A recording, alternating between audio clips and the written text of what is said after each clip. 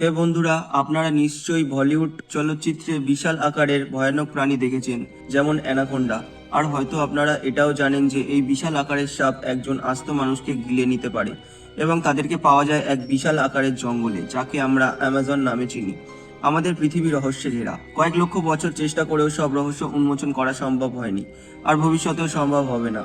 আর এই রহস্যের মধ্যে একটি হলো অ্যামাজন জঙ্গল আর তার সঙ্গে জড়িত অ্যামাজন নদী। আপনারা এই পর্যন্ত অ্যামাজন জঙ্গল সম্পর্কিত অনেক গল্প শুনেছেন, এছাড়া এখানকার ফুটন্ত নদীর কথাও শুনেছেন, যেখানকার জল 24 ঘন্টা টকবক করে ফুটতে থাকে। এই জঙ্গলে চলন্ত গাছের কথাও শুনেছেন, যে গাছটি ওয়াকিং ট্রি নামে পরিচিত। আর অ্যানাকোন্ডার মতো বিশাল সাপের গল্প তো নিশ্চয়ই শুনেছেন। কিন্তু আজকে অদ্ভুত দুনিয়ার এই ভিডিওটিতে আমি এমন একটি বিষয় সম্পর্কে আলোচনা করব যার অস্তিত্ব অ্যামাজন জঙ্গলে নেই, আর সেটা হলো সেতু, অর্থাৎ ব্রিজ। বর্তমান মডার্ন টেকনোলজির সাহায্যে আমরা সমুদ্রের বুকেও ব্রিজ নির্মাণ করতে সফল হয়েছি, কিন্তু অ্যামাজন নদীতে কি এমন রহস্য লুকিয়ে রয়েছে যার কারণে সেখানকার সরকার ব্রিজ নির্মাণ করতে ভয় পাচ্ছে? কারণ ইঞ্জিনিয়াররা যদি সমুদ্রের মতো জায়গায় ব্রিজ নির্মাণ করতে পারে, তাহলে নদীর উপর ব্রিজ নির্মাণ করা তাদের কাছে খুবই সহজ ব্যাপার। তাহলে কেন অ্যামাজন নদীর উপর ব্রিজ নির্মাণ করতে ব্যর্থ হচ্ছে তারা? এর পিছনে গোপন রহস্য জানতে সম্পূর্ণ ভিডিওটি দেখার অনুরোধ রইল। তো চলুন শুরু করা যাক। প্রাচীন কাল থেকেই মানুষ বিভিন্ন প্রয়োজনের কারণে নদী পাড়ি দিয়ে এসেছে, কিন্তু প্রযুক্তির কল্যাণে এই কঠিন কাজটিকে মানুষ সহজ করে নিয়ে এসেছে। যখন কোনো নদী দুটি দেশ বা শহরকে বিভক্ত করে, তখন এই সেতুই একমাত্র মাধ্যম যে দুটি দেশ বা শহরে মিলন ঘটায় এবং ভ্রমণের দূরত্বকে কমিয়ে নিয়ে আসে। বর্তমানে মানুষ এমন উন্নতির চরম শিখরে পৌঁছেছে যে সমুদ্রের নিচে টানেল নির্মাণ করতে সক্ষম হয়েছে, এমনকি সমুদ্রের মাঝেও ব্রিজ নির্মাণ করতে পিছু পা হয়নি। তাহলে এই নদীর মধ্যে কি এমন ভয়ানক জিনিস লুকিয়ে রয়েছে যা ব্রিজ নির্মাণে বাধা সৃষ্টি করছে? আসলে অ্যামাজন নদীর উপর ব্রিজ নির্মাণ না করার পেছনে বেশ কিছু কারণ রয়েছে। এই কারণগুলো জানার পূর্বে আমাদের আগে জানতে হবে অ্যামাজন নদী এত স্পেশাল কেন।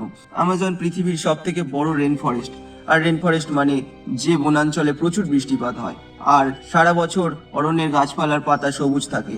এই ঘন বনাঞ্চলটি প্রায় 70 লক্ষ বর্গ কিলোমিটারের থেকেও বেশি এলাকা জুড়ে বিস্তৃত। যদি এই রেন ফরেস্ট একটি দেশ হতো, তাহলে বিশালতার দিক থেকে এই বিশ্বের নবীনতম দেশ হতো। আরো একটু স্পষ্ট করে বললে, ব্রিটেনে এবং আয়ারল্যান্ডকে 1712 বার এই জঙ্গলে রাখার মতো জায়গা আছে, আর বাংলাদেশকে 3512 বার, এমনকি ভারতবর্ষের মতো বড় দেশকেও 2 বার রাখা যাবে। এই জঙ্গলটি প্রায় 6 কোটি বছর পুরানো। অ্যামাজন জঙ্গলকে পৃথিবীর ফুসফুস বলা হয়, কারণ প্রতিদিন পৃথিবীর মোট 20% অক্সিজেন উৎপন্ন হয় অ্যামাজন জঙ্গলের এই বিস্তীর্ণ গাছপালার জগৎ থেকে। আর এই জঙ্গলের বুক ভেদ করে বয়ে চলেছে অ্যামাজন নদী। আর এই অ্যামাজন নদী এখনো পর্যন্ত মানুষের কাছে একটি বড় বিস্ময়। অ্যামাজন পৃথিবীর দ্বিতীয় বৃহত্তম নদী, যার দৈর্ঘ্য প্রায় 6400 কিলোমিটার।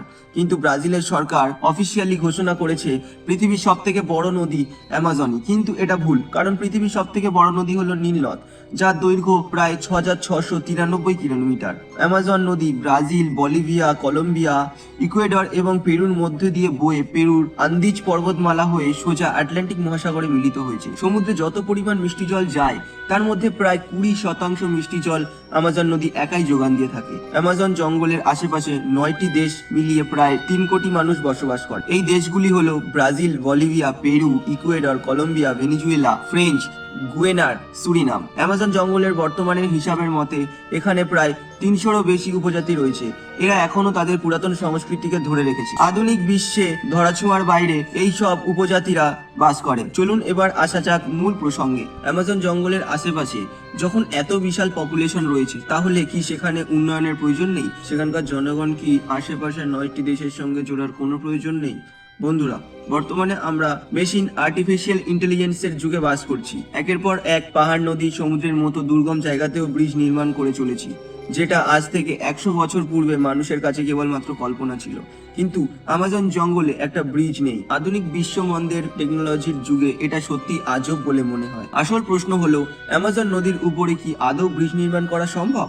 অ্যামাজন নদীর উপর ব্রিজ নির্মাণ করা অনেক ঝুঁকিপূর্ণ। এর মধ্যে সবচেয়ে বড় রিস্ক হলো এখানকার ওয়েদার, কারণ শুষ্ক আবহাওয়ার কারণে এখানকার নদী স্বাভাবিক থাকে, চওড়া হয় না। কিন্তু যখনই বর্ষার আবহাওয়া আসে, তখনই সমস্যার সৃষ্টি হয়। নদীর জল তখন 30 মাইল অবধি বেড়ে যায়। মানে শুষ্ক আবহাওয়া যদি 3 মাইল ক্রসিং থাকে, বর্ষার সময় সেটি 30 মাইল বেড়ে যায়। এখন হয়তো আপনি ভাবছেন এর মধ্যে অবাক হওয়ার কি আছে, বর্ষার ওয়েদারে তো সব নদী চওড়া হয়ে যায়, কিন্তু অ্যামাজন নদীর ক্ষেত্রে বিষয়টা একটু ভিন্ন। যখন এখানে বৃষ্টি হয় তখন জলের স্তর এতটাই বেড়ে যায় যে কেউ সঠিকভাবে বলতে পারে না কোন দিকের কিনারা ডুবে যাবে আর কোন দিকের কিনারা বেঁচে থাকবে। এক্স্যাক্ট কোন স্থানে নির্মাণ করা হবে তা সঠিকভাবে বলা সম্ভব হয় না। কল্পনা করুন এখানকার সরকার একটি ব্রিজ নির্মাণ করে ফেললো, কিন্তু বর্ষার সময় ব্রিজের দুই অংশই ডুবে গেল। ব্রিজের দুই অংশ ডুবে যাওয়ার মানে যাতায়াত সম্ভব হবে না। এখন বৃষ্টি তাহলে কি কাজে আসবে? আসলে ব্রিজটি তখন ইউজলেস হয়ে যাবে। আর একটি সমস্যা হলো অ্যামাজন নদীর কিনারা নরম মাটি দিয়ে গঠিত, যেটা জলের ঢেউয়ের সাথে কম বেশি হতে থাকে। বর্তমানে আধুনিক টেকনোলজির সাহায্যে এই সমস্যার মোকাবিলা করে ব্রিজ নির্মাণ করা সম্ভব। তাহলে আমাজন নদীতে কেন একটিও ব্রিজ নেই? স্পষ্টভাবে বলতে হলে বলা যায় আমাজন নদীতে ব্রিজের কোনো প্রয়োজনই নেই। এর প্রধান কারণ হলো ওখানকার জনবসতি ততটাও ঘন নয়। সেখানকার জনবসতি চতুর্দিকে ছড়িয়ে ছিটিয়ে রয়েছে, তাই এখানকার রাস্তাঘাট অনেক কম, প্রায় না বললেই চলে। আর এই নদী হলো তাদের কাছে হাইওয়ে। এই কারণে এখানকার জনগণ ট্রাভেলের জন্য গাড়ি বাইকের পরিবর্তে বোটের ব্যবহার করে থাকে। অ্যামাজন নদীর বুকে ব্রিজ নির্মাণ না করার পিছনে আরও একটি কারণ হলো ওখানকার ভয়ঙ্কর জীবজন্তু। পূর্বেই বলেছিলাম এই নদীতে অ্যানাকোন্ডার মতো ভয়ঙ্কর প্রাণীরা বসবাস করে, যারা একজন আস্ত মানুষকে গিলে খেয়ে নিতে পারে। এই কারণে অ্যামাজন নদীর উপর ব্রিজ নির্মাণ করা বিপজ্জনক। হয়তো এই কথাগুলো ভেবেই সেখানকার সরকার ব্রিজ নির্মাণ করার ক্ষেত্রে কোনো রকম স্টেপ নিচ্ছে না। অ্যামাজন নদীতে ব্রিজ নির্মাণ না করার পিছনে আরও একটি কারণ রয়েছে। এক্সপার্টদের মতে যদি এই নদীর উপর ব্রিজ নির্মাণ করা হয় তাহলে এখানে জনবসতি গড়ে উঠবে, আর যার ফলে বনাঞ্চল নষ্ট করে নগর শিল্পাঞ্চল গড়ে উঠবে। তাহলে এখানে বসবাসকারী বন্য প্রাণীরা সংকটে পড়বে। অ্যামাজন জঙ্গলে কমপক্ষে 40,000 প্রজাতির গাছ রয়েছে, 3,000 প্রজাতির মাছ রয়েছে, 2.5 মিলিয়ন প্রজাতির কীট পতঙ্গ রয়েছে।